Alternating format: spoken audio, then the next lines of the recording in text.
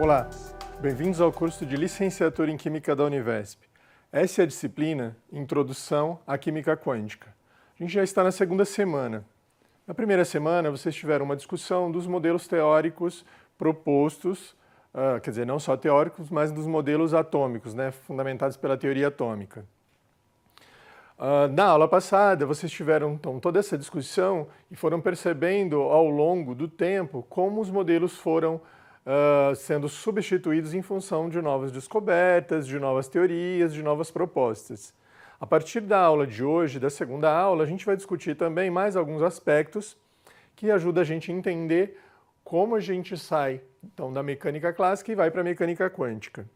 Então, o tema da aula de hoje seria Fundamentos Quânticos 1. A gente vai começar a abordar alguns desses aspectos.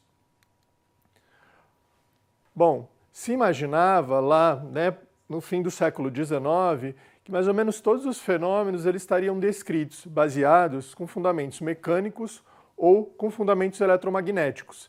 Então, nessa altura, nesse período, acreditava-se que tudo já tinha sido descoberto, tudo já tinha sido descrito e explicado com esses dois fundamentos, tanto os mecânicos como os eletromagnéticos.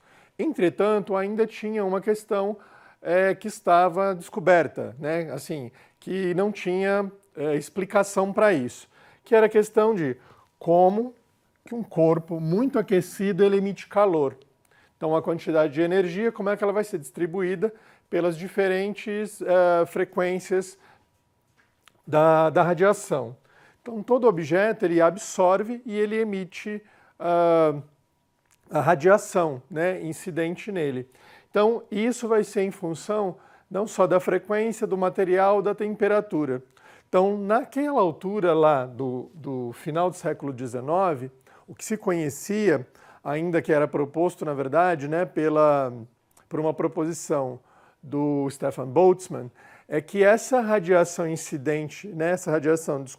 irradiada desse corpo, ela era proporcional à temperatura. Então, quanto maior a temperatura, mais radiação era incidente. Entretanto, quando a gente pensa no espectro visível, ele é composto por diferentes cores. Quando vocês estiverem estudando espectroscopia, vocês vão ver um pouquinho mais detalhado essa questão. Então, para tentar entender esse mecanismo, ou seja, quando a gente tem um corpo e a diferença da temperatura desse corpo em relação à temperatura do ambiente, ou seja, se a temperatura do corpo for maior que a temperatura ambiente, esse corpo, então, ele vai emitir radiação, e essa emissão vai ser maior do que a absorção. Entretanto, se a temperatura desse corpo for menor que a temperatura do ambiente, a taxa de absorção de energia vai ser maior do que a taxa de emissão, e assim vai tentando buscar um equilíbrio. Para tentar estudar e entender, então, o que estava acontecendo, foi proposto esse mecanismo que é chamado de radiação de corpo negro, ou seja, o corpo negro seria, hipoteticamente, uma cavidade oca, onde a gente teria um orifício, e uma radiação seria incidente, ela entraria nesse orifício. E aí, uma vez dentro do orifício, ela vai batendo na superfície da cavidade e vai dissipando e perdendo energia. E vai aquecendo, então, esse corpo vai absorvendo essa energia. E ela vai fazendo esse movimento até ela conseguir dissipar toda essa energia e toda a energia ser absorvida por esse corpo. Então, nesse momento, com a proposição do Stefan Boltzmann, essa energia e essa emissão dessa energia, ela é proporcional à temperatura da energia da radiação que está incidindo ali. Mas aí, com a contribuição de outros trabalhos, vem uma proposição do Rayleigh-Jeans, que ele vai dizer que, na verdade, essa emissão está relacionada não apenas com a temperatura, mas com a temperatura e com a frequência, em função da característica de cada um desse material que está incidindo essa radiação e depois ela vai ser emitida. Com essa teoria vigente, com essas proposições vigentes, o que se esperava, então, quando a gente plotasse um gráfico pelo comprimento de onda e a intensidade da radiação, seria algo como essa curva aqui pontilhada, Por quê? Porque essa frequência ela vai estar ao quadrado, então ela vai explodir conforme maior o número. Então, quanto maior a frequência, né, maior vai ser esse valor. E aí, o que foi conhecido na época chamava-se catástrofe do ultravermelho. Catástrofe. O que se conhecia foi denominado como catástrofe do ultravioleta nesse período. Ou seja, a previsão teórica fundamentada na mecânica clássica era essa. Entretanto, experimentalmente não era isso que observava. A gente tem uma curva aqui, onde a gente pode ver passando pela região do visível, aqui o ultravioleta, aqui o infravermelho, né? Lembrando que aqui a gente está, na verdade, plotando o comprimento de onda, e ele vai ser o inverso da frequência, na verdade. Então aqui a gente pode ver que o comportamento, o comportamento das medidas experimentais, ele não acompanhava o que a mecânica clássica, né, o que a teoria clássica previa. Para isso, então, o que acontece considerando o corpo negro? Já que é esse objeto que absorve toda a radiação incidente, seja ela de qual frequência for, qualquer uma delas, e depois ele vai emitir também radiação na forma de ondas eletromagnéticas. Então vai ter um equilíbrio entre absorção e emissão. Então naquele momento que se conhecia que a radiação emitida ela era função já do comprimento de onda, também da temperatura. Mas isso não conseguia explicar o fenômeno. Então aparece um cientista, um físico, né, alemão, que ele vai fazer a seguinte proposição. Com base, então,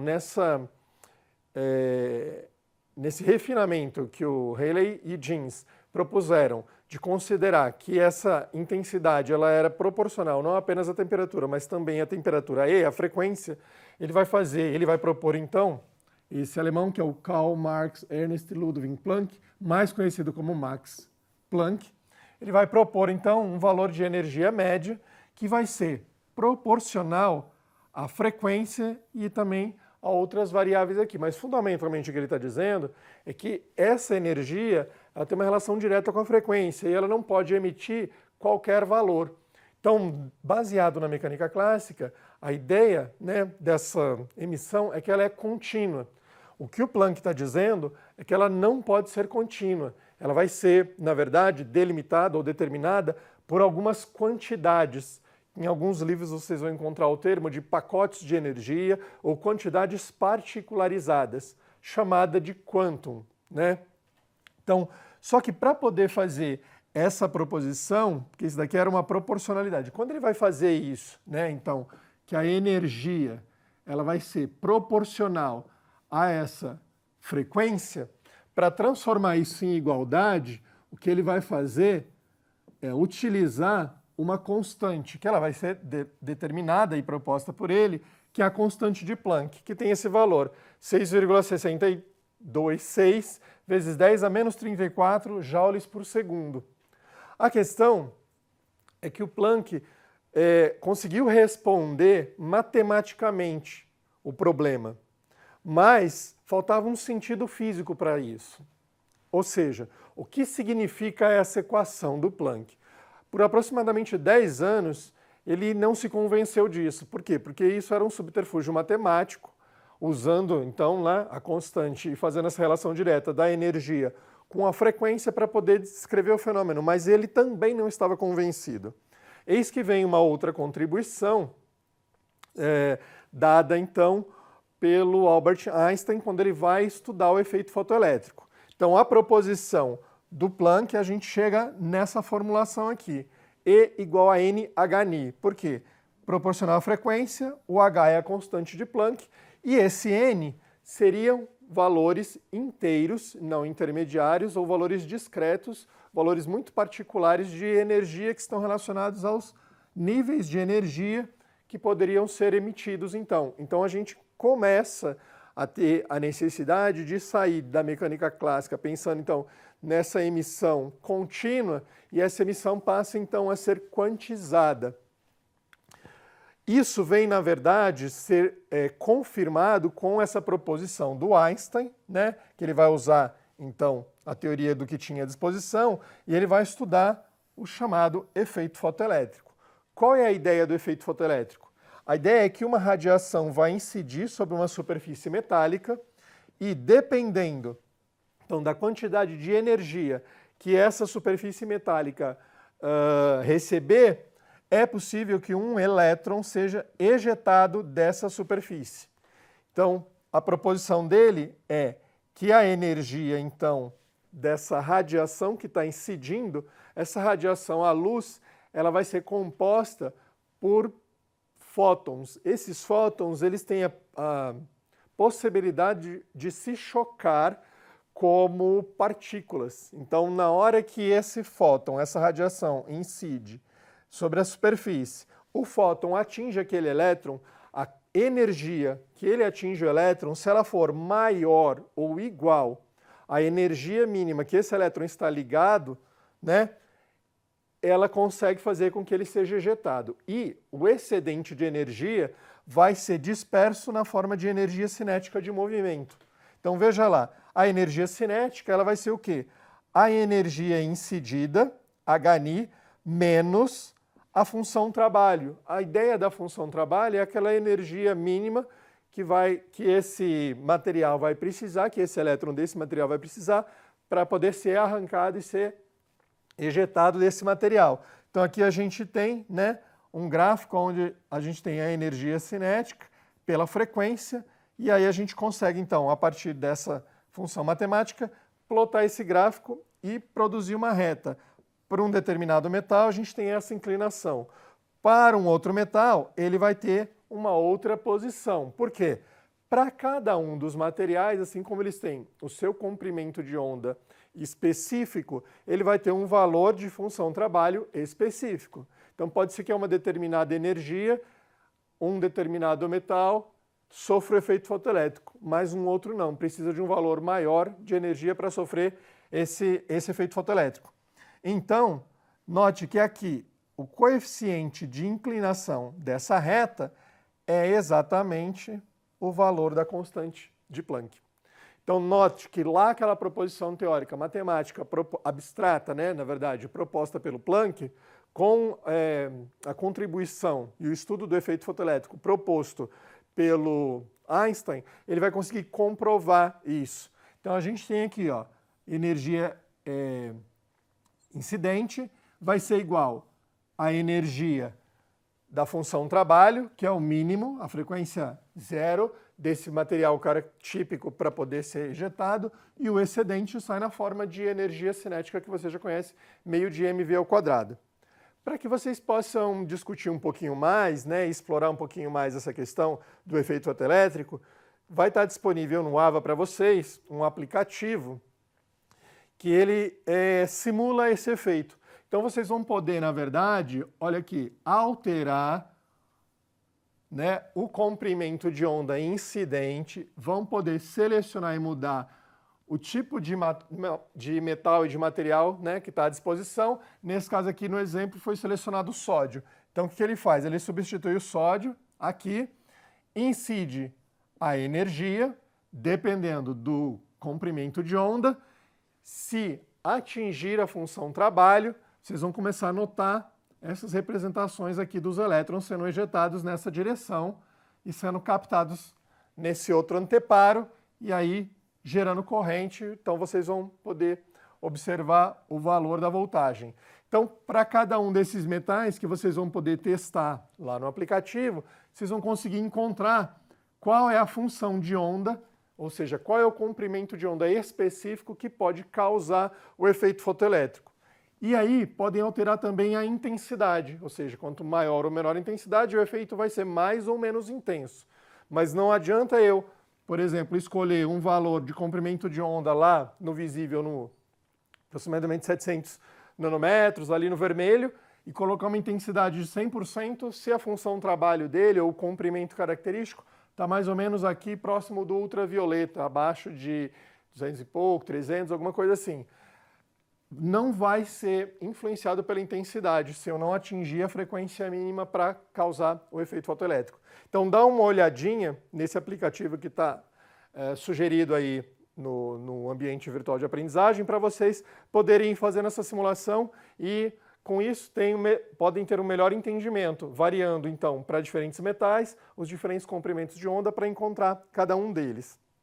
Bom, o Einstein ele ficou muito conhecido, né, pela teoria da relatividade, mas o prêmio Nobel que ele recebeu não foi em função da teoria da relatividade, foi em função da teoria dos fótons do efeito fotoelétrico. Então, às vezes as pessoas já acabam confundindo, né, achando que é em função da grande contribuição que ele trouxe posteriormente com a relatividade. Mas, na verdade, o que levou ele a receber esse prêmio foi essa questão dos estudos para o efeito fotoelétrico.